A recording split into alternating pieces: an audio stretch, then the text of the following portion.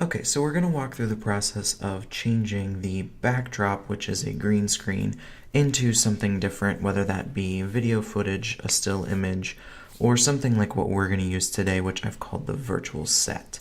So we have our virtual set footage here in the project bin. Now I'll show you what the final product will look like. So this has already been superimposed with the virtual set behind the talent on screen, and you can see that it is moving video footage behind her, and you can't tell that the green screen was there. So how do we do that? You're going to start by going to your actual footage that you have with the green screen behind. You're going to go to your effects window in the project panel. Select the Ultra key. Now there are a few different keys that you can use, but we're going to use the Ultra key today because it is the most powerful in the software.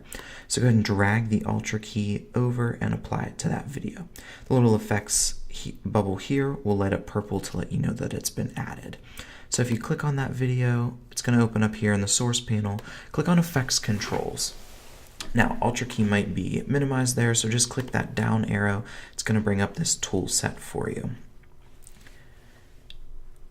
Now we're going to go ahead, and the first thing we have to do is select the color that we want the key to replace in the background. So of course that's going to be the green. We're going to use this eyedropper here. Go over, try to find a medium value on the screen. You see here we have some lighter spots, some darker spots, and try and find just a medium value. So we'll go right here, kind of in the middle, and select that. Now you see that it changes it to completely black in the background. It's because we don't have anything underneath it for it to replace it with. So we're going to go back over here to the project bin. We're going to pull that virtual set clip up and set it right underneath that video clip. Now we have adjustments to make to that virtual set, so we'll just go in, Effects Controls, change that to make the scale a little bit larger so it fills the whole space behind her, and we'll leave it just like that. So now you can see that that virtual set is behind her, replacing all of the green that was previously there. However, we have a little bit of an issue because if you can see, there were some wrinkles and some dark spots in the screen during the shooting process. So there's a way to fix that. So if you go back over here to your effects bin, find whichever one you'd like to use. We actually have 3 different tools for this. They're all called garbage mats. You have an 8-point, 4-point, and 16-point. We're going to go ahead and use the 8-point today. That's just telling you how many different selection areas you're going to have to use whenever you change the dark corners. So drag the garbage mat over onto the actual video footage with the talent in the background. It's going to bring that up in your effects controls here. Again, if it's minimized, just click the arrow to expand that out so you can see. Now, to make the adjustment, you're actually going to want to click here next to the title so that that's highlighted. It brings up these 8 points. You can see this frame that's kind of wrapping around here.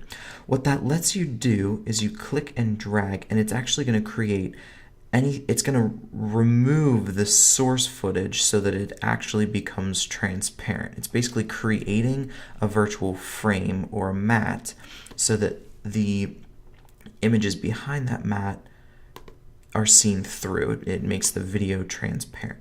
So you can see how I'm kind of clicking and dragging. You see the dark spots and wrinkles there. If I click and drag this direction, they kind of disappear. Now you want to be careful because you don't want to make part of her arm disappear. Drag it over top because it's going to make that part of the video transparent as well. So just kind of drag it to a point where you can't really see those wrinkles anymore. And click to let go of the anchor point there.